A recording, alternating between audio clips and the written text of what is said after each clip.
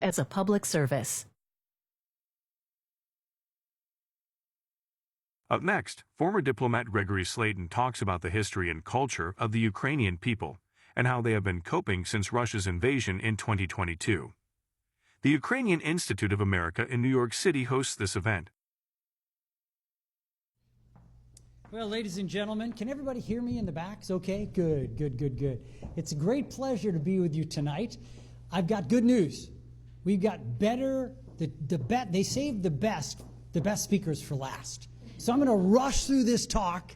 Not really, but I am going to go fairly quickly. You all know, of course, and you'll hear from Nathaniel, who will give us great detail on the 20,000, yes, you heard me correctly, 20,000 plus Ukrainian children who've been abducted by Russian forces since the beginning of the most recent Russian invasion.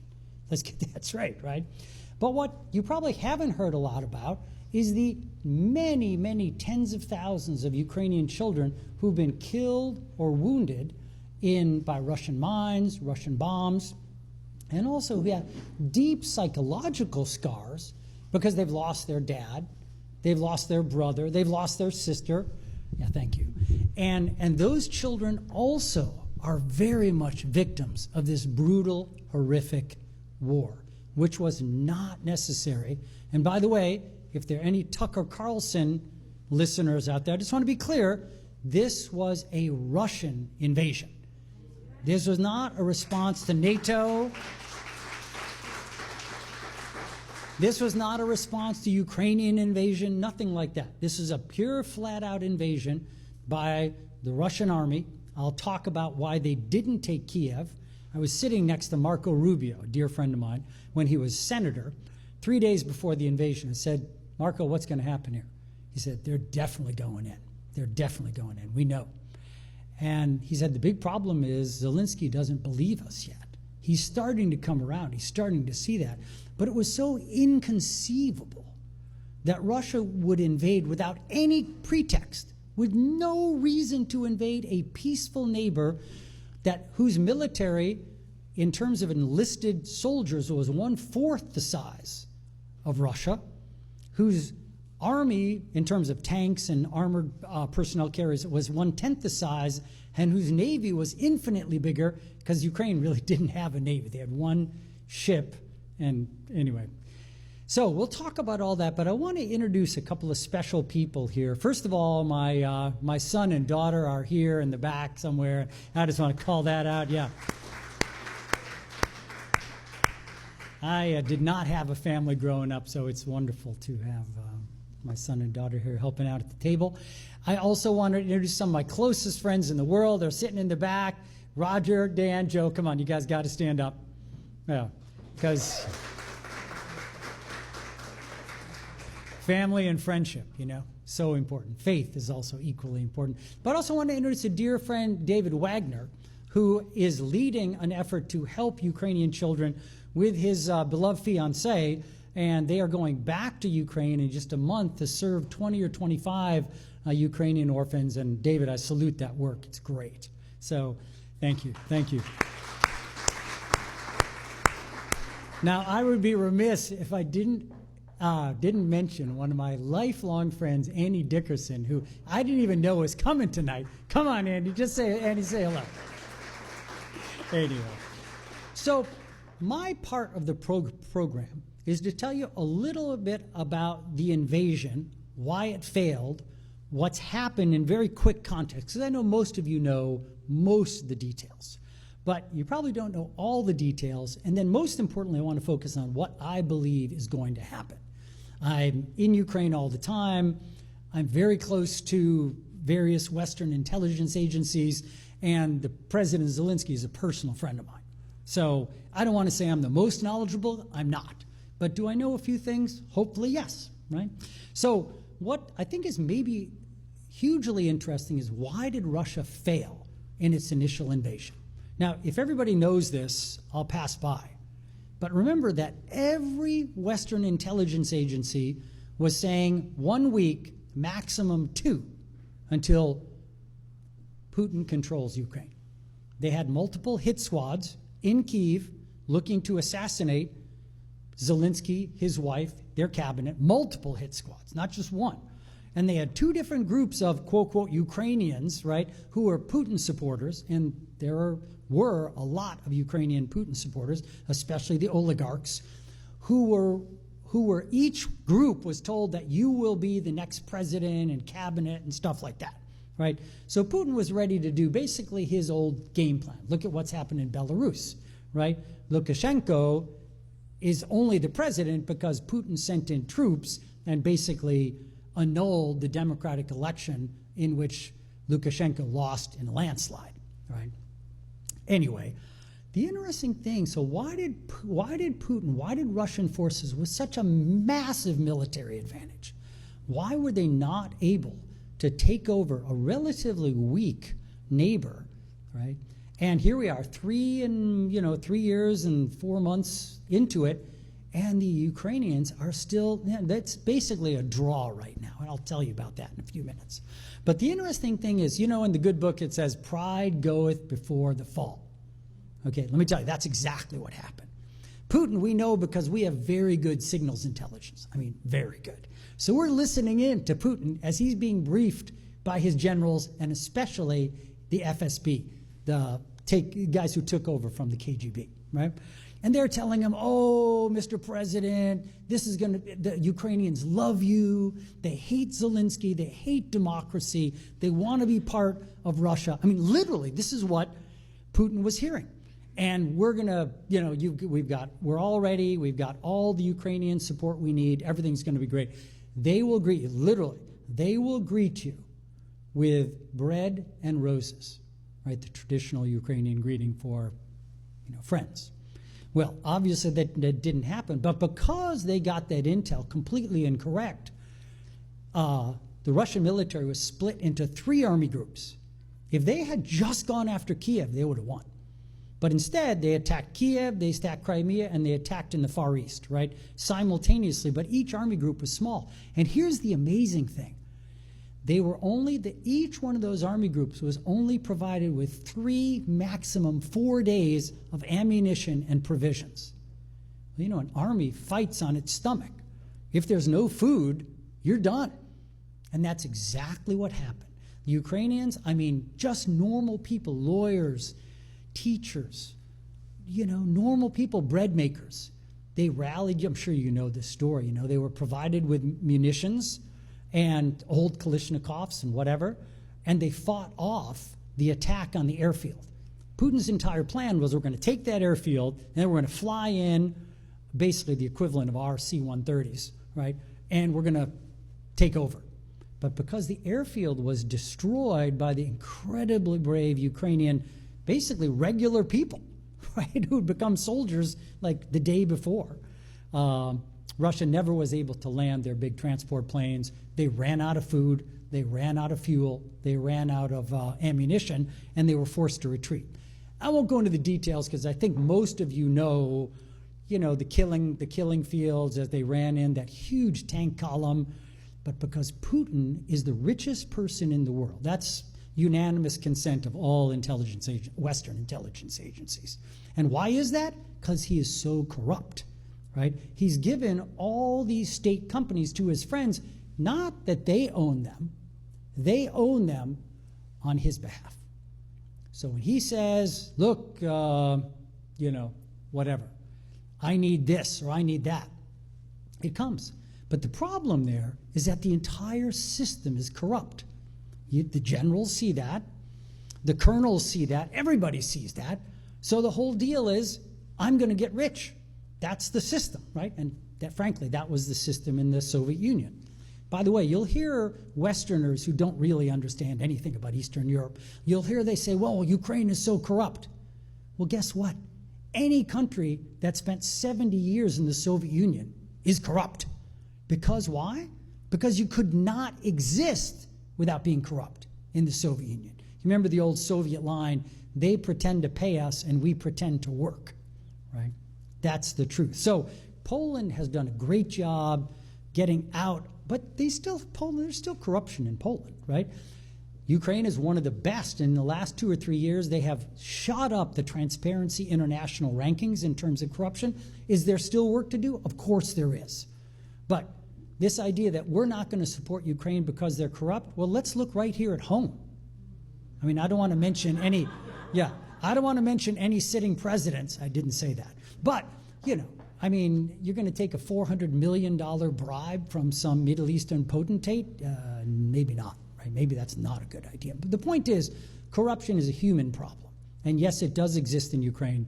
But I feel very strongly, and by the way, this book, Portraits of Ukraine, is something that my family and I, we've done a few very successful books, and we felt that this was an important enough conflict that we wanted to do this. You'll see it's very, it's detailed, and it's a beautiful overview of Ukrainian history and culture and the people and the geography. It also gives a detailed explanation of the Russian invasion and the widespread atrocities. I can talk about that if anybody's interested, but I think probably everyone knows about the widespread ongoing atrocities against civilians that the Russian military conducts on a regular basis. In any event, this book, we have a few copies in the back. If you're interested, wonderful. 100% of the profits go to good Ukrainian charities. That's what I want to say. So none of it's coming to me or us or anybody. We did it as a labor of love. We have Ukrainian blood in our family on my wife's side. That means our children's side. So it was a labor of love, and I'm proud to do it. And I hope if you're interested, you'll pick up a copy. But that's not the main reason I'm here. Let's talk a little bit about what's going to happen going forward, right? Because that's the big question.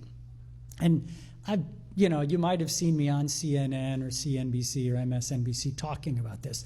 And I'm not telling you that I know for sure. I'm not. Anybody who says, I'm sure what's going to happen is lying, right? But much of it depends on our president, right?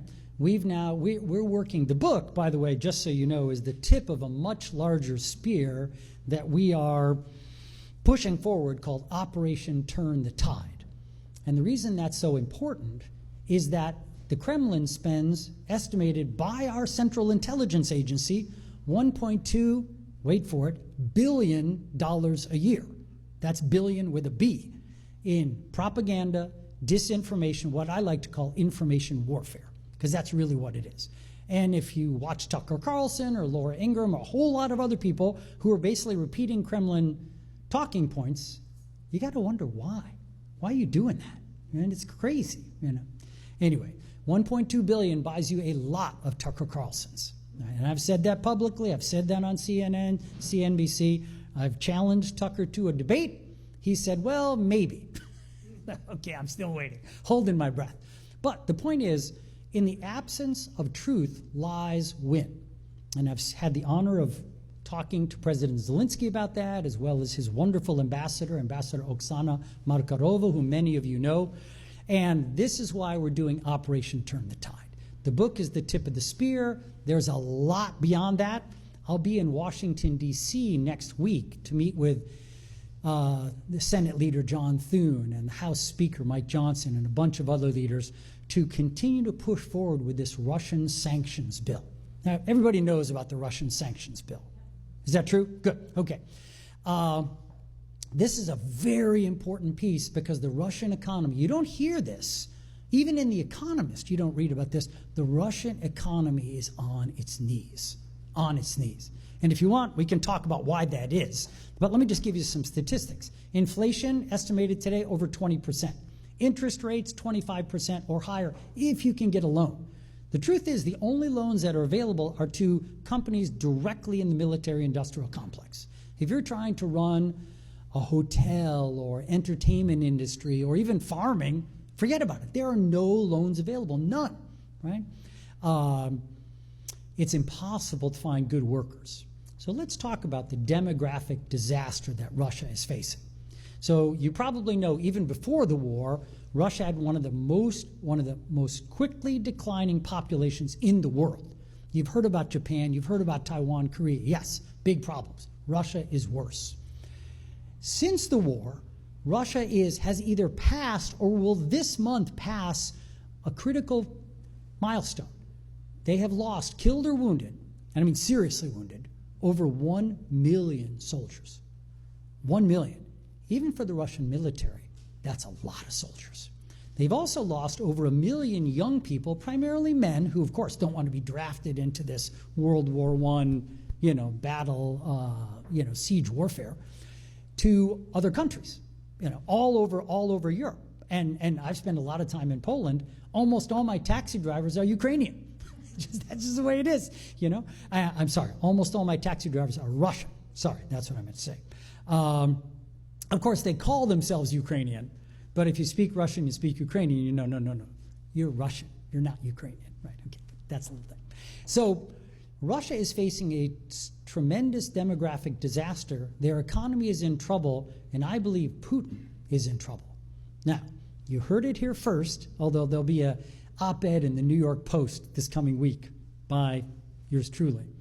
I believe that Xi Jinping has already lost power in Beijing. Now, there are good, well-informed people who disagree with me. I'll be the first to say. And China, to quote Winston Churchill, is a little bit like Russia. It's a riddle wrapped in a question surrounded by a mystery, right? And that's China. So I'm not telling you for sure, but watch the New York Post next week and you'll see my rationale. I'm really an old China hand. I lived there. I grew up in a Chinese family, was a Fulbright scholar out there. Anyway, and the reason I mention that in this context is because without China, Putin's military cannot survive, cannot. All right. So who does Putin rely on today? China, North Korea, and Iran. I mean, you want to talk about exposing your weakness. You're working with two pariah states, and China, which has had a horrible economic run and all kinds of problems. We could talk about that later if anybody's interested. My point is this. I think that both sides are exhausted. There's no doubt that Ukraine is exhausted, no doubt. They've lost maybe 750,000 killed and wounded. That's a gigantic number, right? Everybody, I was just in Kyiv just a couple months ago at the invitation of President Zelensky, had a chance to meet a lot of old friends, talk to a lot of people. People are exhausted. But here's the good news. Ukrainians are tough people. Tough people. I have a lot of friends in Taiwan, right? Always my Taiwanese friends say, oh man, we need to be tough like the Ukrainians, right? Because they're not. That's a whole other story. But Ukrainians are tough, and they are not giving up. Even though, yeah, I'm tired, yeah, my family's tired, we lost my husband, my uncle got killed in the war, whatever it is, or we lost our apartment, or we lost our entire village, right? But we're not giving up. There is no hint of surrender. Now, is there interest in a negotiated settlement? Yes. The most recent polling said about 40% of Ukrainian adults would be willing to give up some land, hopefully on a temporary basis, for peace. That's understandable. After almost 3.5 year war, that's understandable. However, 50% said no. We are not giving up 1 square foot of Ukraine, no matter what. We're going to keep fighting. So I believe that's good news. On the other hand, Russia, of course, any dictatorship looks super strong until it's gone, right? Bashar in Syria, right? The old Soviet Union. You remember the CIA report that said that the Soviet Union would exist for another 20 or 30 years. 6 months later, it fell, right? That was our CIA. They're supposed to know what they're talking about. Most of the time they do. But the point is, Putin, Xi Jinping, you haven't heard, this is the first time you probably ever heard that Xi is in deep political trouble. Again, look at the op-ed in the New York Post for the details. But I believe Vladimir Putin is also in real danger. Now, we as Americans are the key ally. The Europeans have stepped up in a big way, and I salute Macron and all of the, Germany has gone from basically supplying helmets and backpacks or whatever. I mean, it's a little bit of a joke in the beginning of the war. Now they're serious. They're providing Leopard 2 tanks. I mean, serious. Because Europe understands. They remember Adolf Hitler. Remember peace in our time? The English prime minister who came back and said, well, we've given away the Sudetenland, piece of Czechoslovakia way back then, but I have achieved peace in our time. Well, there's no peace with Adolf Hitler. And there's no peace with Vladimir Putin, right? 6 months later, Hitler invaded Poland. 60 million deaths later, World War II finally ground to an end. Let's learn our lesson. Let's stop Putin in Poland. Let's stop Putin in Ukraine and not let him get to his next targets, Moldova, Georgia, Poland, etc. Because that's where he wants to go. And don't take my word for it. Putin has said, as we quote many, many times, that the biggest error of the 20th century was the breakup of the Soviet Union. And that he considers himself Peter the Great. He's the one who's going to reunify Greater Russia, starting with Ukraine for a whole lot of reasons. He has a visceral attachment to Ukraine and some of the Russian Orthodox churches there. That's a long story. But trust Vladimir Putin. When he says we're going to take Ukraine and then we're going to keep going, he's serious. So let's take him seriously. I believe that I'm very proud that we now have 82 co-sponsors for the Russian sanctions bill in the U.S. Senate. And I take no credit for that at all. I know a bunch of those guys, but John Thune and others have been stalwart in their support for Ukraine. You saw the Speaker of the House publicly say we need to pass this sanctions bill. We need to. And that's vitally important. Now, you can argue about the economics of the sanction bill. Some of, Rand Paul and others are saying this is crazy. Okay, I disagree with Rand Paul about almost everything, and I disagree with him about this too. But it's a reasonable argument. 500% sanctions, that's a lot, right? But we have to do something to starve Putin of resources. And this is, I think, the best thing the United States can do. Now, on the other hand, you have people who are saying we need to stop supporting Ukraine. Our Secretary of Defense, I don't like Princeton guys, right? So Pete Hexus is a Princeton guy. I'm just kidding. We got some great Princeton guys in the audience. But my brother went to Princeton. So anyway, but the point is, if we do that, unless the United States stands strongly and consistently with Ukraine, the future is bleak. Putin's pushing for some kind of ceasefire on his terms where Ukraine basically surrenders everything, right? Well, thankfully, the Ukrainians are not buying that. But unfortunately, if they run out of munitions, you're in trouble, right? So I would just challenge each of you to do whatever you can to talk with your senators, your congressperson, right? Not just in kind of general, like, please support Ukraine. One of Operation Turn the Tide is mobilizing the over 1,000 Ukrainian American churches of all different denominations. And we're teaching them to meet with their Congress, meet with their senator, nice preliminary, blah, blah, blah, but then say, sir, I want you to know, we care for you very much, but we are now single-issue voters. If you support Ukraine, we will support you, we will raise money for you, we will canvass for you. If you do not support Ukraine, we will support your opponent. That's where we are here. American democracy is flawed, like all democracies, but it does respond, right? And I'm hoping we can get those 1,100 Ukrainian churches fired up and involved in a way that they've never been before. Hopefully, the good news in the Trump administration, if there is any, is that Marco Rubio and General Kellogg are very pro-Ukraine. Now, they're on a tight leash. They don't want to get fired. I totally understand that. But they are very pro-Ukraine. U.S. Senate, 82 co-sponsors. You don't get 82 co-sponsors for the Mother's Day appreciation bill. You know what I'm saying? 82 co-sponsors, unheard of for a difficult bill. And that's what we've got here. House, likewise, we've got very strong support. I'm going to be talking to Mike and John about putting the bills on the floor. They're waiting for President Trump's green light. He's not given it because that makes it difficult. His best friend Vlad, versus the interests of the Ukrainian and American people. That's a tough issue for him. I don't know why, but anyway. But we're going to really work hard to get those bills on the floor, and then hopefully President Trump does the right thing. I could go on for a long time. There's a Q&A later, so I'm going to leave the rest for the Q&A. I hope this has kind of been interesting. I hope it's been informative in some ways. I just want to leave you with this. This is not a Ukrainian war.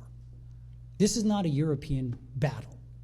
This is a battle for every single person and country in the entire world that cares about freedom, democracy, and the rule of law. Don't kid yourself. This is what's at stake. Putin wins this. Not only is he going on to Poland, Xi Jinping, if he survives, which I don't think he will, is going into Taiwan, right? Do autocrats win? Is it all about the law of the jungle, right? Is that the world you want to live in? That's not the world I want to live in. That's why, again, to quote the good book, as for me and my house, we will serve the Lord. And in our case, we believe that means serving Ukraine. Thank you very much. Wonderful. God bless you.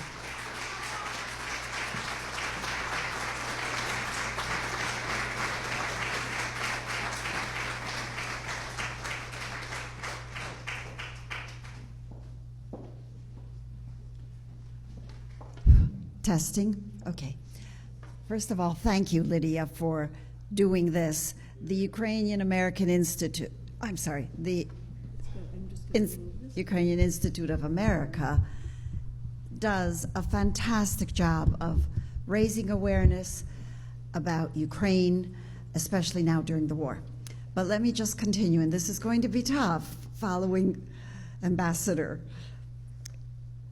I began the Return Ukraine's Children initiative shortly after seeing a news report about the Yale Humanitarian Research Lab, where they told us about Ukrainian children being abducted and what is happening with them and how they are able to trace and track these children. That spurred me to do something about it, to raise awareness about the horrific tragedy. And we know now, I think Nathaniel Raymond will tell us more, of course, but up until today, we know that 19,546 children are accounted for by the Ukrainian government as having been abducted. But likely, we know that there are many, many more, as many as possibly 700,000 children. Vladimir Putin and Maria Lvova-Bielova, his commissioner of children's rights, have bragged that they have actually rescued 700,000 Ukrainian children, which is totally against international law, totally against the Geneva Convention, because the law states that if there is conflict in a country or between two countries, if children are going to be removed for their safety, they must be removed and placed in a third country, never into one of the countries where the conflict exists. So basically, these children are being abducted. And we know why they are being abducted. It's very clear, and I'm sure most of you know. They're being abducted to Russify them, to change their attitude toward Ukraine. They're being told Ukraine doesn't exist, their parents don't want them. And we've heard from children that we've interviewed, those that have been lucky to be returned, that they are punished if they are not allowed to be Russified. There was a little girl that I talked to, she was about 8 years old, and she refused to sing the Russian national anthem. She was locked up for 3 days in a basement without food or water. So what they're doing is absolutely horrific.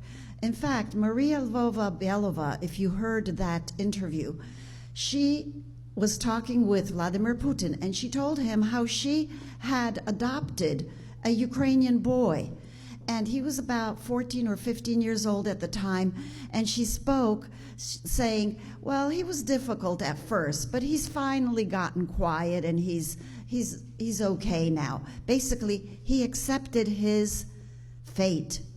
Could you imagine being a mother or a father hearing that, not knowing whether that is your child, but it could be? Could you imagine that child, what he is going through?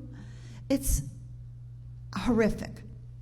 So we started the Return Ukraine's Children initiative through the Ukrainian National Women's League of America.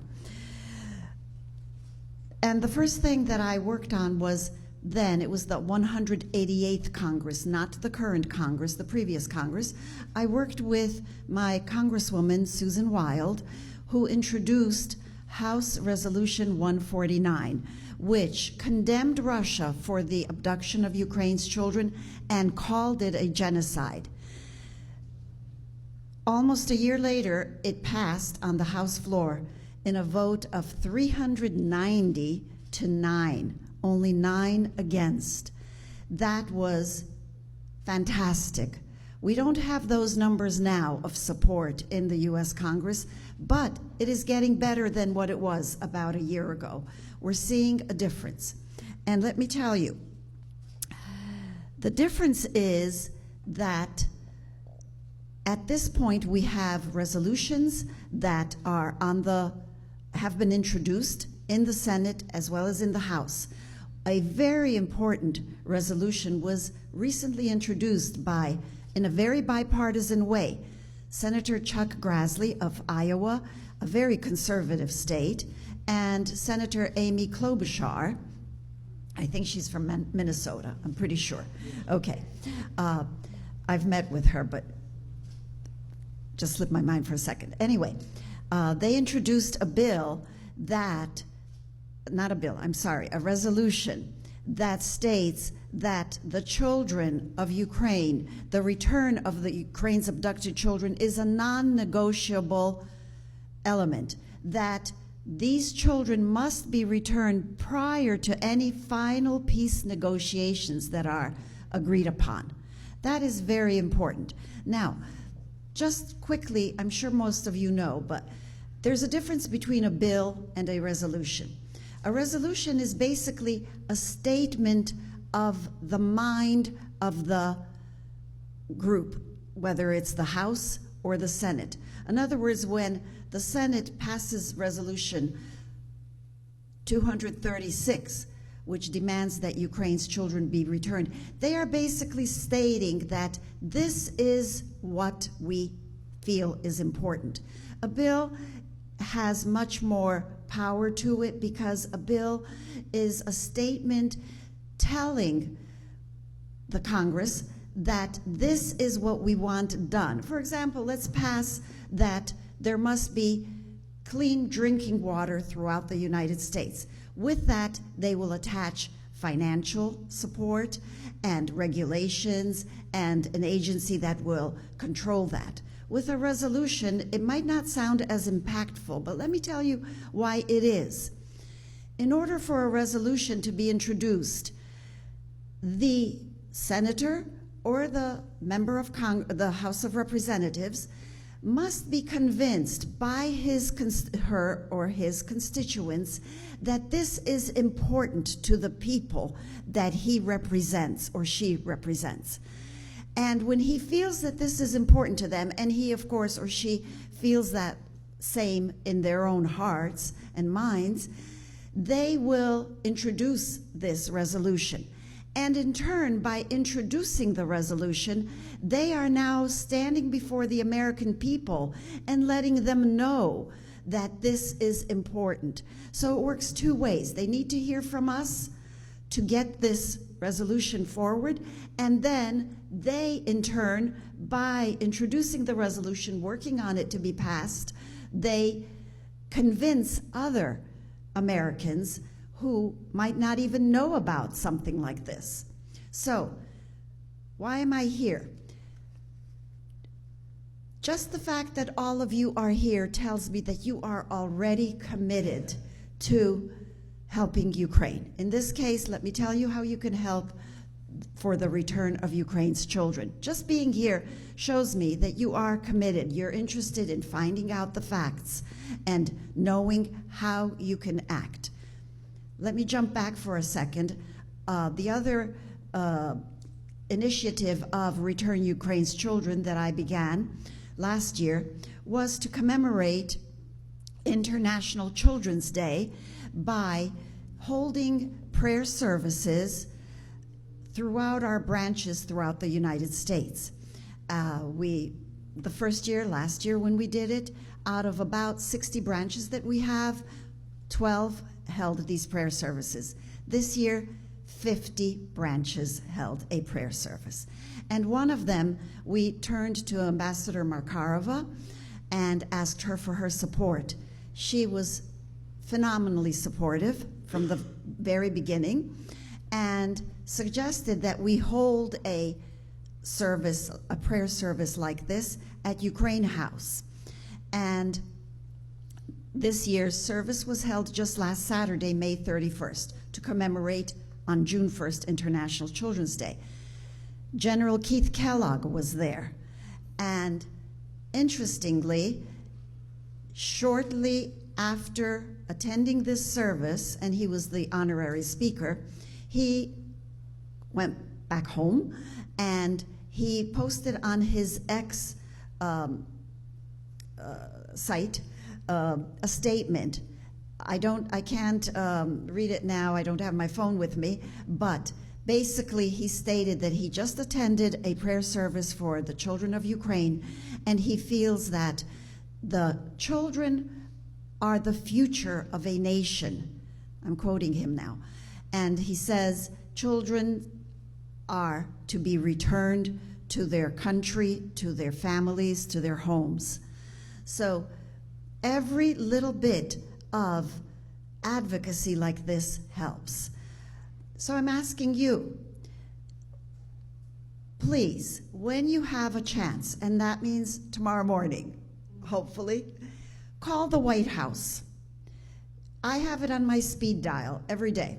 I call the White House, you get to the comment line. You're not going to talk with anyone, most likely. Leave a message saying, I am asking that the White House restore the Yale Humanitarian Research Lab funding, which is doing crucial work to trace our children who have been abducted by Russia, and even to identify, but I'm not going to talk about this because I'm sure Nathaniel Raymond will, but to identify the perpetrators, the people. It's not just Vladimir Putin and this Maria Bielova-Lvova. It is people who are doing their work. They are finding the children, they are transporting them, they are doing the dirty work. And there has to be accountability. Hopefully after the war ends, there will be something like Nuremberg trials, and people will not be able to say, I just followed orders, because too much information from our side will be out there. So I ask you to do that. And then, if you don't already know who your Congress representative is, you have one, and you have 2 senators for every state. Call all 3. Put them on your speed dial and ask them. Today I'm asking you, ask them to pass Senate Resolution 236. That's the resolution that insists that Ukraine's children, abducted children, be returned prior to any peace negotiations being finalized. And then, of course, call your members of Congress to also, we're waiting for a resolution from the House members to be introduced. So, I thank you, and I think I've covered everything, and I thank you so much for coming, for listening. I will be working, by the way, in an expanded way in the future, very near future, and I'm going to ask the Ukrainian Institute of America and other organizations to allow me to pass information on to you as to how to do advocacy and what you can do. Because I started with the Ukrainian National Women's League, and we'll continue that work, but we are going to expand because we need to broaden our horizons. We need to work together because we know that working together gives us strength. And even outside of our own Ukrainian American organizations and community, because there are people who don't know enough and need to find out. By the way, speaking of that, recently, back in April, there was a poll taken among regular all-Americans, and it showed that 62%, this was in April, 62% of the American population was supportive of giving Ukraine military and humanitarian aid. But when these people were then told about the abducted children of Ukraine. Many of them did not know about this, but the numbers of support for Ukraine went up by 8 points, from 62 to 70. That's a huge impact. And we need to, I'm not saying to use it to take advantage of it, but this is a vehicle by which we can have more people become more interested and committed to helping Ukraine. Thank you very much.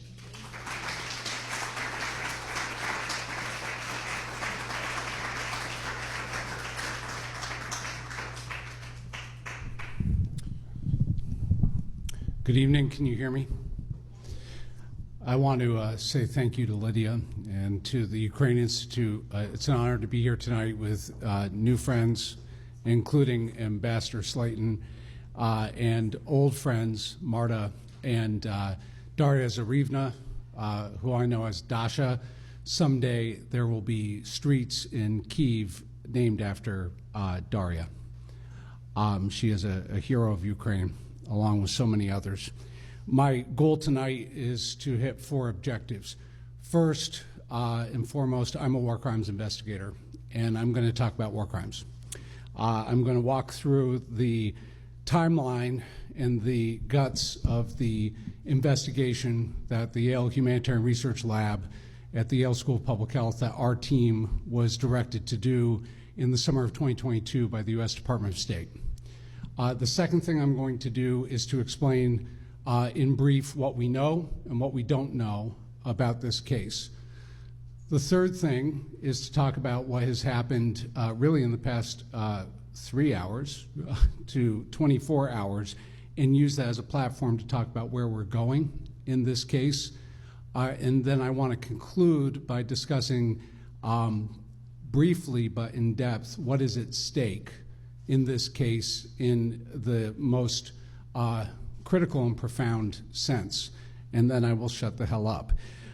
So to begin, Yale on Super Bowl Sunday, before the investigation into the children, months before the investigation of the children began, Yale was not engaged on Ukraine war crimes at all. Our lab had one staff member part-time who may be sitting in this room, and we had a budget of about $50,000 on a good day.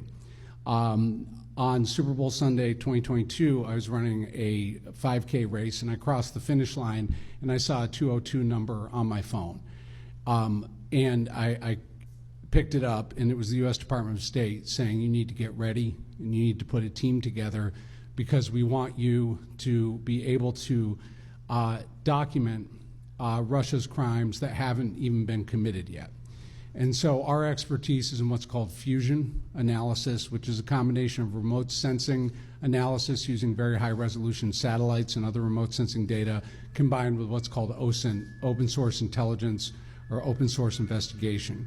And so we in the past, when we were at Harvard, had led efforts to investigate crimes in Sudan, South Sudan, Syria, and elsewhere using this method of remote assessment in non-permissive environments. And so we were stood up, and for the first few months we were looking at attacks on schools, on hospitals, and are beginning to get into the detention system for adults initially, but also kids, was we were sent to document what was called the filtration system. If anyone's heard of the filtration camps that were set up after the fall of Mariupol to filter, quote unquote, from anti-Russian Ukrainians after the city fell. And so it was at that point in the filtration investigation that we began to realize that there was child separation occurring. But we were seeing breadcrumbs. We were not seeing the whole scope of what was happening, which was an industrialized system of child abduction. By the summer of 2022, we received a directive from the State Department to investigate these reports of child abduction, and we wanted to, even before we received the order. The problem was we didn't know how the hell we were going to do it. And then we had the breakthrough, which was selfies. The Russian mayors and municipal officials had engaged in what we could call a sister city relationship with specific occupied areas, both prior to the full scale, such as Donetsk and Luhansk, but also post February 2022, Zaporizhzhia, Kharkiv, Kherson, Chernihiv. They had begun to, quote, adopt towns for the movement of children to summer camps for, quote, patriotic re-education. And they made, as they say in the intelligence field, a major tradecraft error. They forgot to turn the location settings off on their phones when they took propaganda photos with the children. And that was our way into the investigation, because we were able to extract latitude and longitude from their propaganda photos. And we were also able to start counting kids' faces, because they would take the pictures in many cases on buses over their shoulders. And so we could begin to get what we call course count, C-O-A-R-S-E, which is to take basically a census of how many kids per bus going to what latitude and longitude locations. Once they were there, they began to engage in propaganda photos, because you have to understand that by the summer into the fall, the Russians were losing, and so the children became propaganda assets for domestic communication with Russians to build support for the war, that they were, quote, saving these children from Nazis. And it was those propaganda photos where we began to analyze specific physical aspects of the camps that we would interpolate with satellite reconnaissance. And what we found, this was a major breakthrough, as the cowboy poet Utah Phillips said, the past didn't go anywhere. They were using the physical infrastructure of the Pioneer program from Stalin, using maps of the Gulag Archipelago, and beginning to understand locations such as Artek in Crimea, which were created by Stalin. They had left us a map, a treasure map. And so we began to watch these historic locations, and we saw micro, what we call POL, pattern of life activity, which helped us understand both logistics and activities at the camps from space that we could then interpolate with the photos. It was out of that investigation that we faced a major ethical dilemma. By December, European partners had indicated to us that the Russians were moving the children in a shell game between the camps. They knew we were looking for them, and they were trying to muddle our operational picture to be able to basically hide the ping pong ball under the red Solo cup by moving the kids around. And using elements of telecommunications data, we were able to ascertain not where they were moving them, but that they were moving them. So we faced a decision where our team, for security reasons, because we're constantly attacked by GRU and Russian intelligence services, particularly through cyber intervention, we are never in the same room. And we do not see each other's faces, and in some cases don't know each other's names. We compartmentalize everything so that if we are compromised, the data about the children will be safe and our communication systems will be safe. And so we gathered, in a rare exception, in January to make a decision that was simple but very complicated, very ethically fraught, which was, do we keep investigating when we knew that the number of locations we had at that point, 43, was probably higher and closer to 80. The number of children in our course count was 6,000 when we thought it was actually significantly higher. Or do we publish now to be able to activate, hopefully, international criminal court action and diplomatic pressure to get the kids back? And so we did a go, no-go decision, like Gene Kranz at the Flight Center in Houston during Apollo 13, where we went around to every station and said, okay, I gave each team member the challenge. You are a Ukrainian mother. You have a kid that if we do this, the kid's never going to come home. We're going to compromise your child's return if we publish this report. Do we go? And Deb Amos of National Public Radio was with us and was not able to record our voices, but she heard it, and she watched us, each of us say, go, go, go. And you just have to be very clear that we were clear. We knew we could be jeopardizing the future of potentially thousands of children by making that move. And we did it. And we stand by that decision. 1 month later, after we released the report, the International Criminal Court indicted Vladimir Putin and Maria Lvova-Belova for the war crime of forced deportation, of moving the children across the border. We began to understand that what they were doing actually was far more complex, and we began to move towards a new investigation, which I'll talk about in a moment, and Lydia, tell me to stop at any point. We were then tasked by the summer of 2023 on Belarus. There was about 2,400 children that had been moved to Belarus through a union, what's called the Union State Alliance Agreement between Lukashenko and Putin. And so we pulled off our investigation inside Russia to investigate Belarus and identify approximately 12 to 13 facilities, including hospitals, and a large potash factory with a industrial encampment called Ovkara, where the majority of the children we were able to confirm were being kept. It was also during that time that we began to realize probably the most important part of the investigation is that Putin had established 3 interconnected databases. And in these databases, they were hiding Ukrainian children in plain sight as if they were Russian orphans. Now, I want to pause here. There are 4 groups of children when we talk about the kids, and this is very important, and often they get homogenized. Group 1 are the camp kids, and there's 2 subsets of the camp kids. Camp Kid A is Donetsk and Luhansk children who had been making that re-education camp trip in the summer since the 2014 initial invasion. But then there was a second group of camp kids from Zaporizhzhia, Kharkiv, and Kherson who, when those areas were liberated in the summer of 2022 by Ukrainian forces, were left basically unable to come home because they were now going to free Ukraine. So the Russians held them.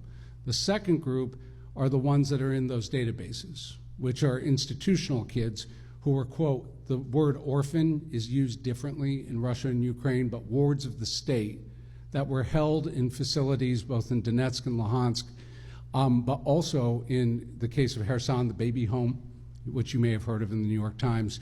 And so those children are the majority of those, maybe even the totality of those who are being fostered and adopted illegally by the Russian state.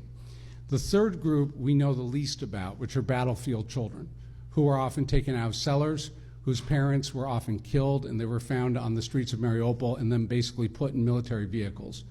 And I want to just stop here, and you may be like, oh God, these Yale people, they always go to math and science. But you have to think of each of these groups as a fraction, okay? And this is our data challenge as we're trying to figure out how many they are, is that some of these groups don't have denominators, meaning we don't know how many of them there are. In the case of the battlefield kids, there are no denominator. We can't know potentially how many there are, and many of the kids we may be looking for as battlefield kids, we have to be clear, are probably dead.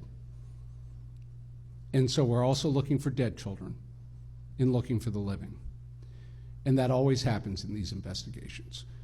But for some, we do have a denominator. In the case of the camp kids and the institutional kids, we know some about how many there may be.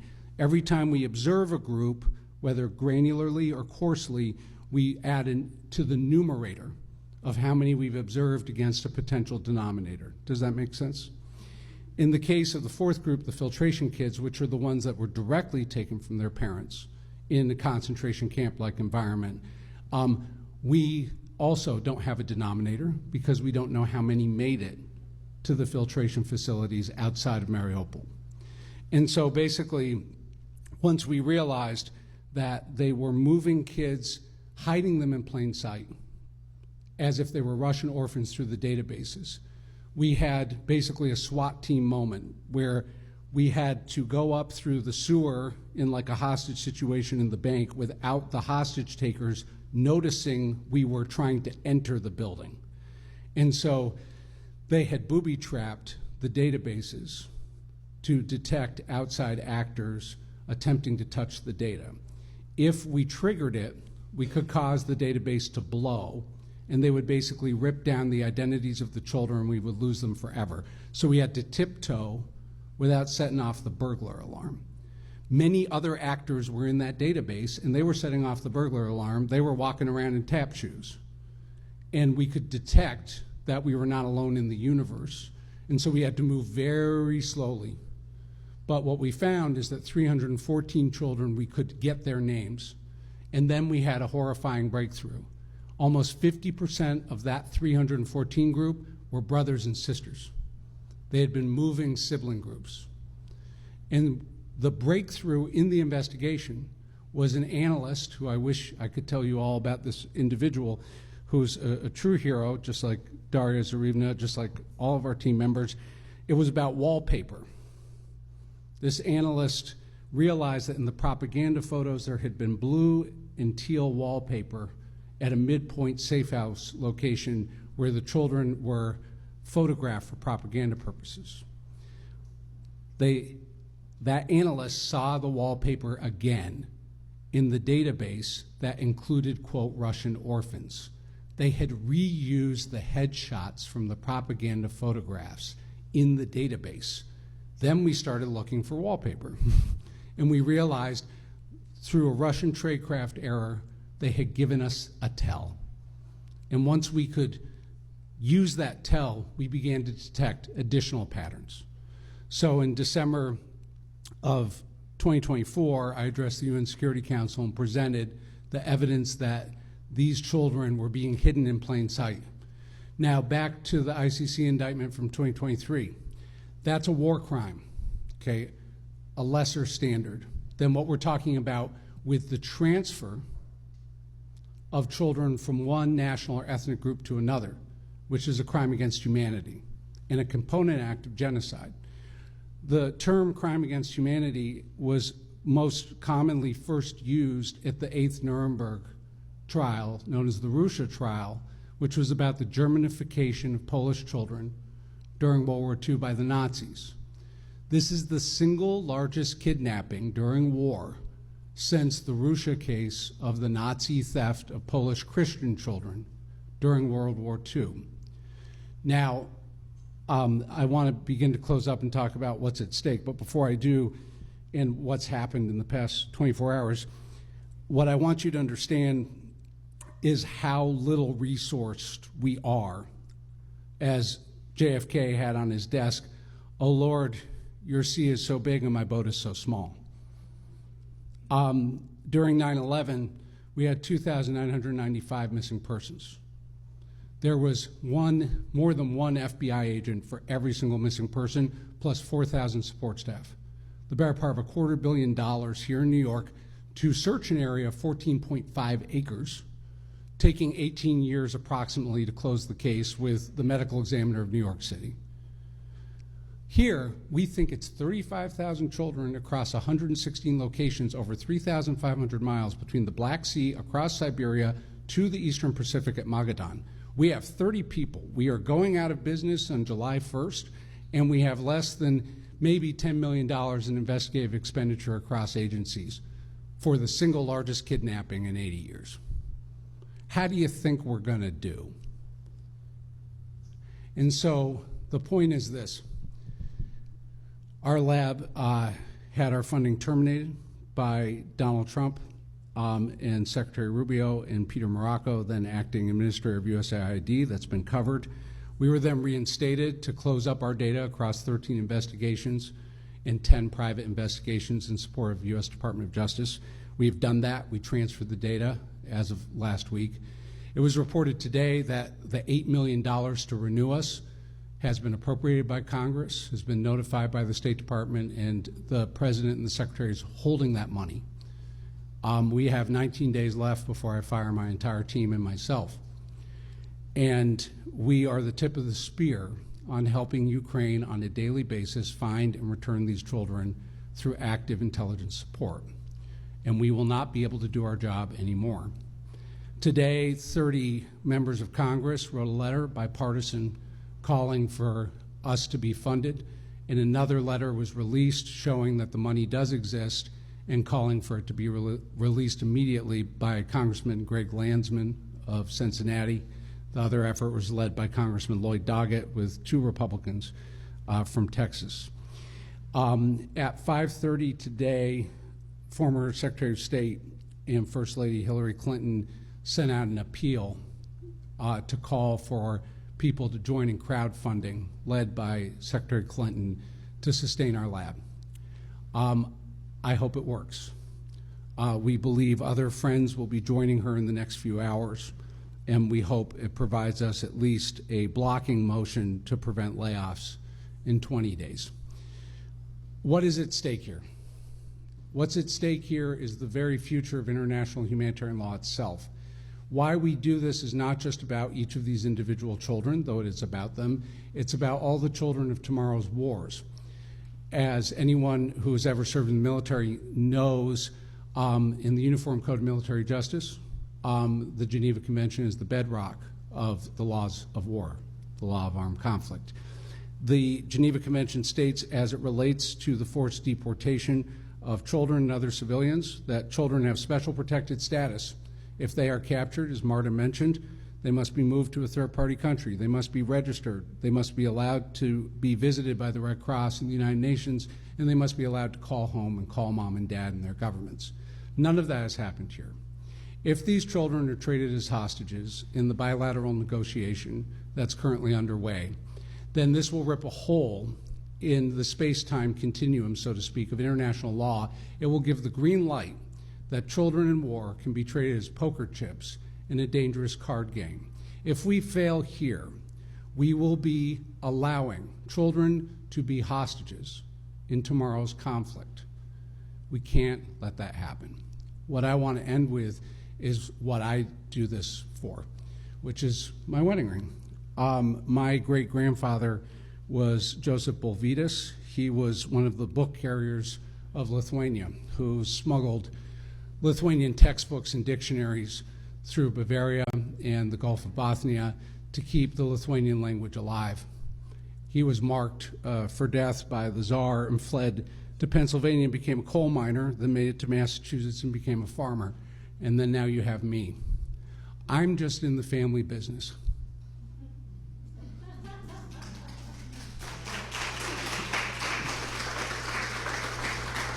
And what Lithuania knows is we must all be in that family business, or what is happening here is a dress rehearsal for, as the ambassador said, what will happen next in Poland, in Lithuania, in Estonia, and Latvia. It's not us until it's us. It's some other guy until it's you.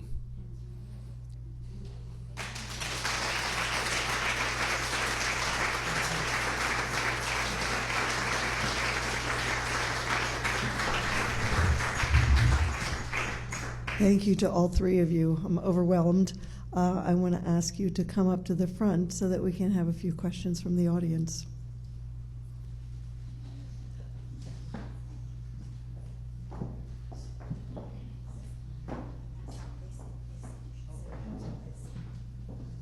So if anyone has a question, we have a mic in the middle if you'd like to come up and ask your question.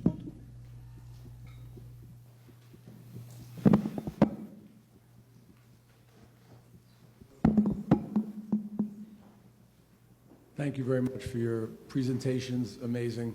I have a question for Ambassador Slayton regarding the armed conflict itself.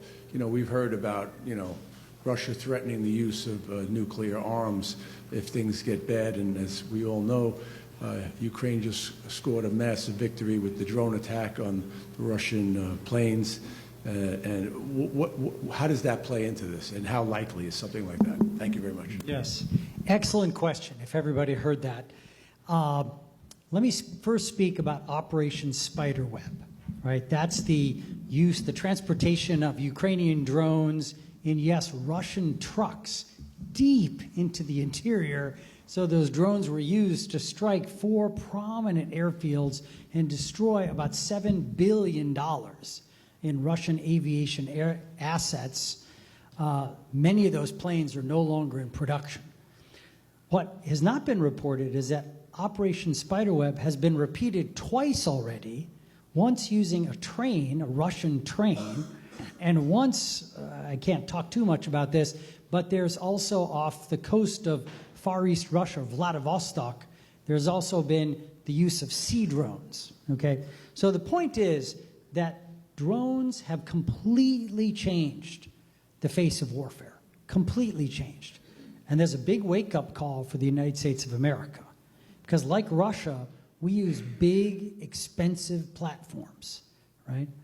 Those Tupolovs that were destroyed in Operation Spiderweb 1, each one is $50 to $100 million, minimum. They were destroyed by drones that cost between $1,000 and $2,000. Think about that. Now, obviously, Ukraine, if you've ever been there, you know the people are very smart, they're very innovative, and they're doing a fantastic job. They are definitely the leaders in drone technology. However, Putin does have the aforementioned nuclear weapons. Now, the interesting thing, if you've studied Vladimir Putin and his 25-year dictatorship, he has frequently kind of shaken the nuclear sword, right? He's never used it. There's no indication that he's ever readied his nuclear force since this most recent invasion. Is it a concern? Yes, it is a very valid concern.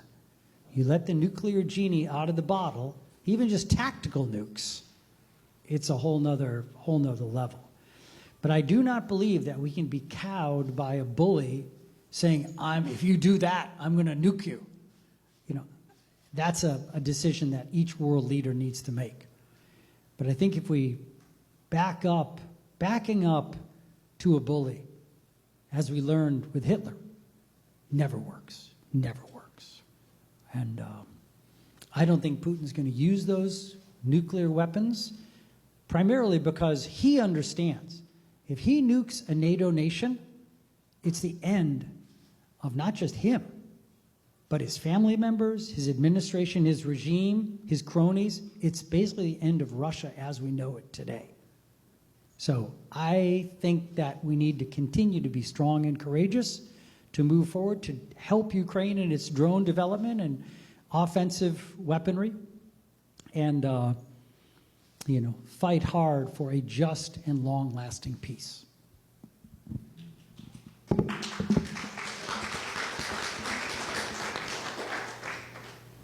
So I'll take the prerogative of asking a question from here as people can, consider what they would like to ask. Maybe for Nathaniel, I'm not sure if you have any experience or anecdotes you could share with us about children that have been returned. Do you follow any of that? I mean, there's so many psychological aspects, the longer, of course, that they're in captivity.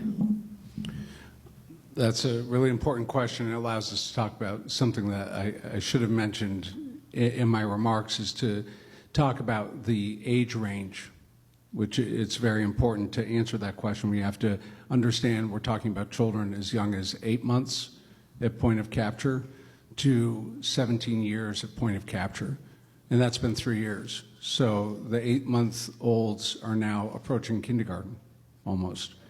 The 17-year-olds are 20 and are adults in age of majority. The experiences of return really need to be filtered through that understanding of the spectrum of ages. For older males who have come back, it is very difficult because they've often gone through military training, including through something called Cadet Corps, and they are viewed with suspicion, understandably, because of often their militarization. And so many of the males don't want to stay in Ukraine and go further west, in some cases to Germany. They just want to work and they don't want to be conscripted. But as you go to the kids who were particularly around adolescence, what you see is immense trauma because they were forced to not speak Ukrainian if they engaged in violations on Ukrainian cultural material or language, they were often put in isolation. In some cases, there were reports they were beaten. The conditions at many of the camps, particularly as the summer camps went into winter, they had a lack of warm clothes, they had a lack of food, appropriate food, and lack of appropriate quarters. So they often report they were very cold, they were hungry, and then they had these punishment cycles, particularly for the males in that adolescent, early teenage group. As you get into younger kids, then we have a unique psychosocial integration problem in return, is that they don't remember home. And that they grew up in the past 3 years, often at the time they're learning speech, they're learning to walk, they're being Russified. And so if we step back from what we do at the Humanitarian Research Lab on tracking and identification, let's put that aside and ignore that for a second and just talk about the enormity of the psychosocial reintegration challenge for a nation at war. We've only had 1,400 approximately come back, and most of them have been not to in any way minimize their experience, but they have not been the most high value of the children as it relates to those who've been in adoption and fostering. The kids who've come back were mostly from camp settings, and they were going to come back at some point, right? That doesn't minimize what they've been through. But we haven't even seen, we've seen only the tip of the iceberg. Let's say we are successful and we're talking about 30,000 kids coming back, full return. What that means is you have 500 child psychologists approximately for Ukraine. Okay, right now, and I've sat with many of them when I was with them in Riga, they're working 50, 60 cases at a time, just for kids who are dealing with trauma from the war. So then how are we going to get the resources in the settings, often when these kids don't have direct parents or family members to go to because they're rewards of the state?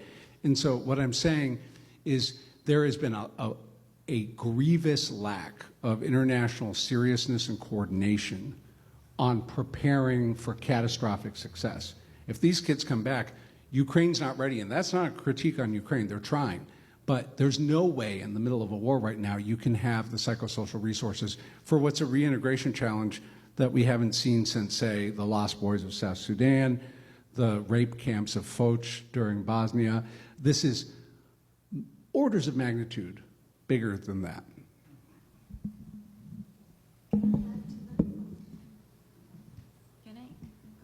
Good evening, everyone. I'm Nathaniel Raymond, Counselor of the Permanent Mission of Ukraine to the United Nations.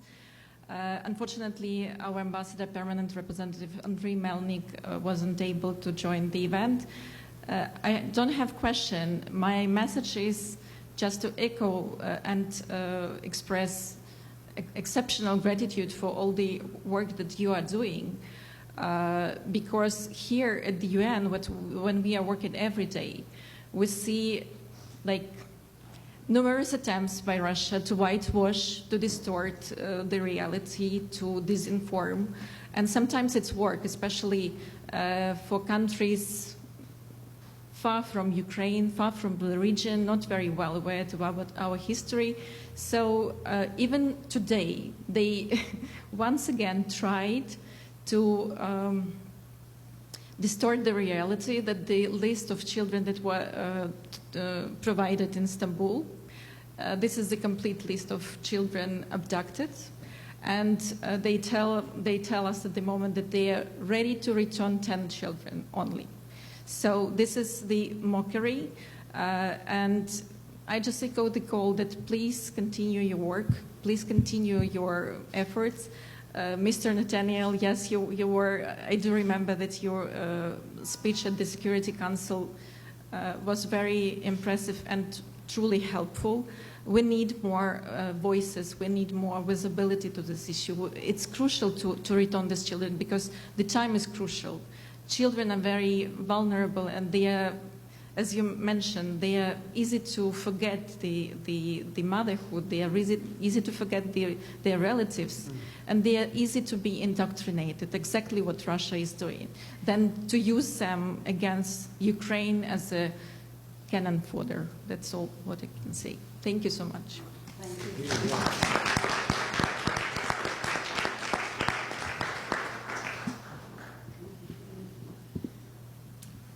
I'm Marta Zahakiewicz. I have two questions. One for Nathaniel Raymond. Is there anything like a list of parents who have lost children, most likely due to being abducted? So is there like a list of the missing children? We don't know the names of we don't have that data for those that are being moved around in Russia, but do we have the list of missing children with some photos of dates and data on them? Second question is for Marta Fedoriw. Marta, I get most of my information about this issue from your posts on Facebook. They're very informative.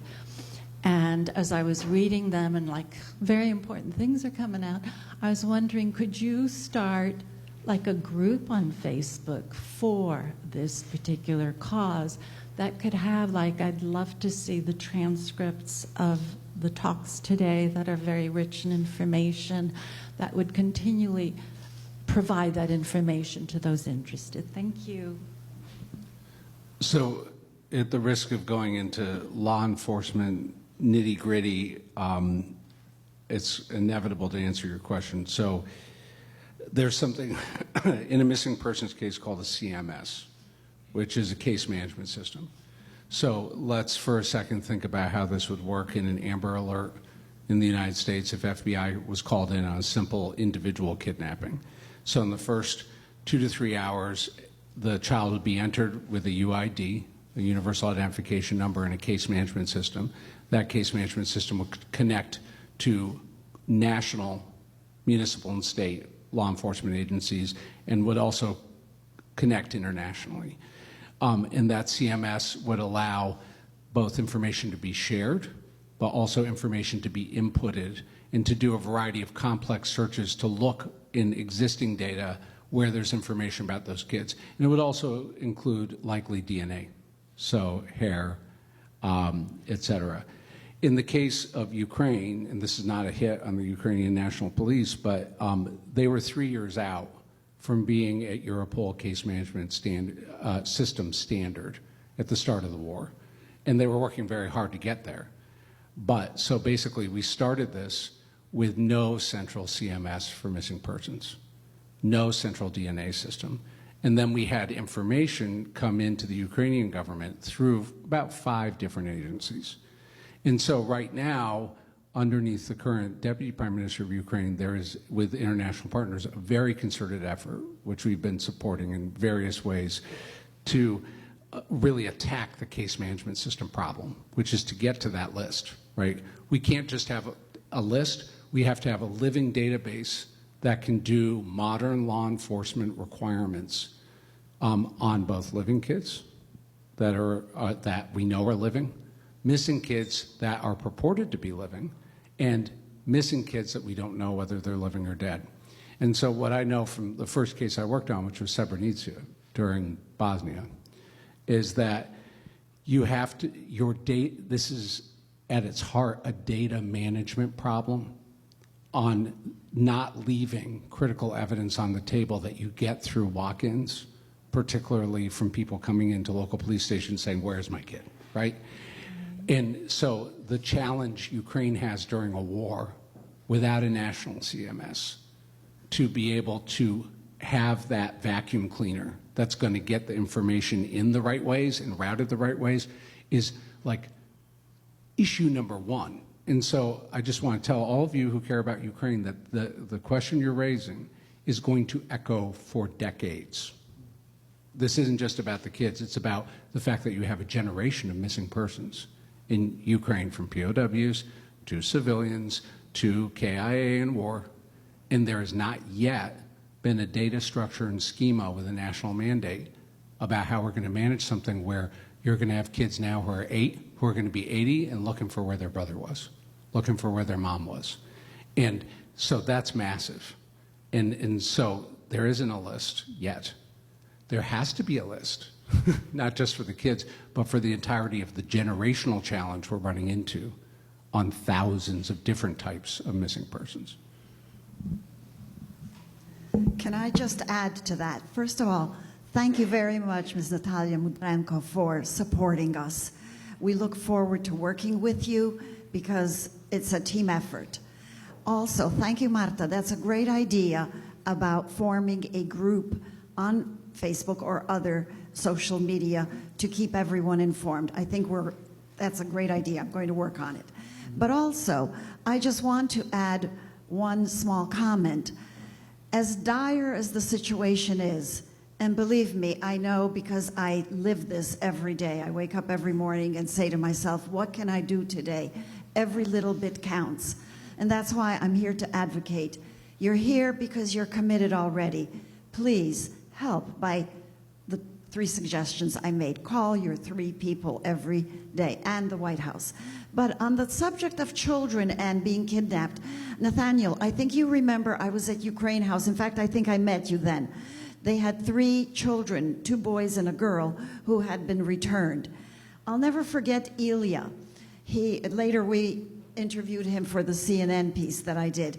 But just to show you how resilient children are, Ilya was fortunately not taken away to Russia. He was injured in Mariupol, moved to a hospital in Donetsk, and from there he was told that he would be taken to Russia. But he was lucky. His grandmother found him, so he was away for maybe 4 months. So he didn't go through horrible trauma, but when there was a Q&A with him at Ukraine House, and he was asked, what will you do? What do you want to do after the war? I'll never forget his answer. He lived in Mariupol, and he said, every morning, my mother would take me to school, and then she would pick me up and walk me home. He was about 8 or 9 years old then. And he said, and we passed this fantastic pizza place, and I loved pizza. And my mother told me, when I pick you up from school, and we will walk back, and your teacher tells me that you had a good day, that you were good in school, we will stop for pizza. He says, I can't wait to go back and get a pizza in Mariupol. So children are resilient. Children are full of hope always. Children think of the future. And as tough as it will be, I've talked with a psychologist who told me that children who are 24 months old and have been away from their parents for 12 months, they will not remember who their parents were. They will not be able to recall. Can you recall when you were 2 or 3 years old? I best recall when I was about 4 or 5 starting school. You don't remember things like that. So it's going to be very, very difficult. Also think of if the children are or as they start being returned, the children that were taken from these institutions, those institutions are rubble now. They've been destroyed. The teachers, the caretakers have fled, have been evacuated from those areas. It's going to be a huge challenge, but we must do everything we can. And just remember this, every little bit counts. Everything you can do will help. And I will finish by Ambassador Markarova's words last Saturday at the prayer service at Ukraine House. She said, "Today we pray, tomorrow we advocate, we act." Thank you.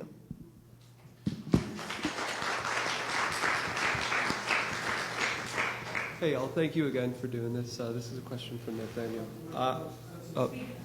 Thank you guys for doing this. This is a question from Nathaniel. I'm curious about how you navigate like the fringes of the internet and how you can trust the information that you guys are receiving, because you guys talk a lot about disinformation. So I could only imagine there's a lot of stuff that is out there that's meant to lead you astray. So I'm just curious how you can trust the actors that you're working with as well as navigating that landscape. I love this question. I'm going to dork out. We trust nothing. But the converse of that is that deception is also a clue. A lot of OSINT investigators who do it wrong discard deception and discard traps and discard anomalies. They're looking for X marks the spot or the right answer. What you need to do is the mosaic effect, which is it's the totality of jargony words. temporal spatial semantic metadata differentiation, which in English means we basically look for the stuff that's different, okay? And the way we do that is through aggregation. And the aggregation is crucial here. So we use the NATO Admiralty Standard along with the Berkeley Protocol for Open Source Investigations. And we, in many cases, not all, we have a 5-source standard. So we are comparing heterogeneous information from multiple sources, looking for similarity and difference, for echo and shadow, for concordance and discordance.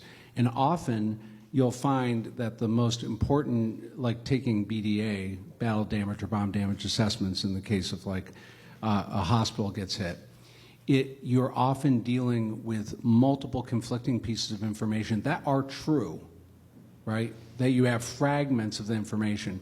And that's where remote sensing becomes incredibly important as an empirical basis separate from witness hearsay to provide often a mathematical and geographic grounding in time against change detection. And so what we do is we do not replace witness testimony.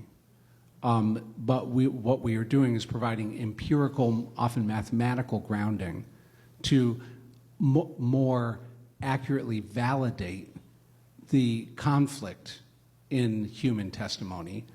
And so the point is that means you have to both trust nothing, but also have a system by which you can get to confidence. And so it's low confidence, confidence to high confidence. When we produce on the children, it's only high confidence. And that pisses a lot of people off. And I'll tell you why, because it's slow. But has anyone been able to shoot a bullet, literally or metaphorically, through our work? No. And so I want to end with really the heart of your question. Empiricism in these investigations is essential in the age of misinformation. We are an antidote to misinformation by providing an irrefutable empirical basis for fact. And if we go away, what happens? It is an advantage to Putin's ability to pollute the information space on fact. And so I think our greatest achievement to date has been that we have been prophylactic in many ways to misinformation, particularly on the children's issue. And so that's what I'm most worried about, is not just being out of a job. I'm worried about us, the dam breaking on our ability to protect fact. Thank you. So I think we're going to wrap up here. Sorry, we need to close up, but I do want to just ask. Marta has already given us her most urgent ask of us. I would like to ask our two other guests for what your most important and most urgent action items are for us. Give me money.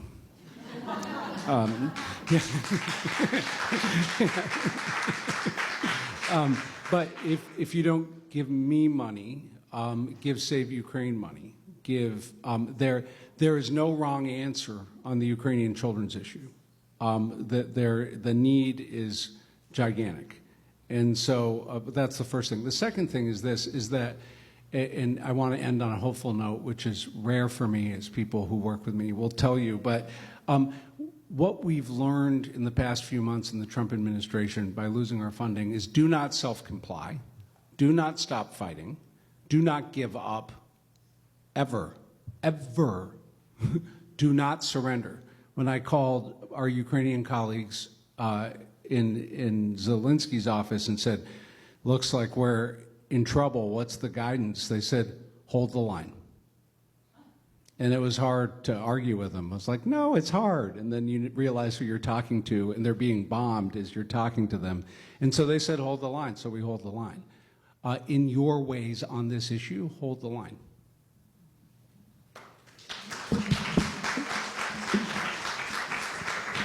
First, Lydia, I want to thank you again and the Ukrainian Institute, and thank our wonderful audience. So many of you are steadfast in the fight for Ukraine, which is the fight for freedom, democracy, and the rule of law in our world. I won't add to what's been said, except for just one small thing, right? I think prayer is also important. Now, I know many of you may say, no, whatever. Okay, fine. But I do believe that, because I do believe that there is a God in this universe. Now, you may have a different name for him, whatever, that's fine. But I do believe that's why the Ukrainians are going to win. I've been in Kiev many times. President Zelensky's invited me to go back on the 25th of August, and if anybody wants to come with me, you're more than welcome. But I'm going to speak to the Ukrainian people. I'm going to tell us something I really believe in my heart of hearts.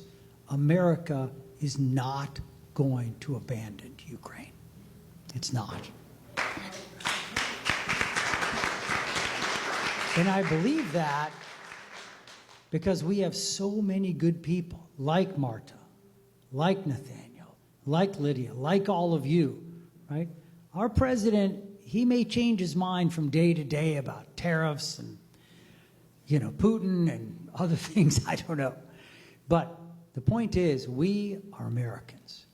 We have to stand up for what is good and right and fair and just. Thank you so much.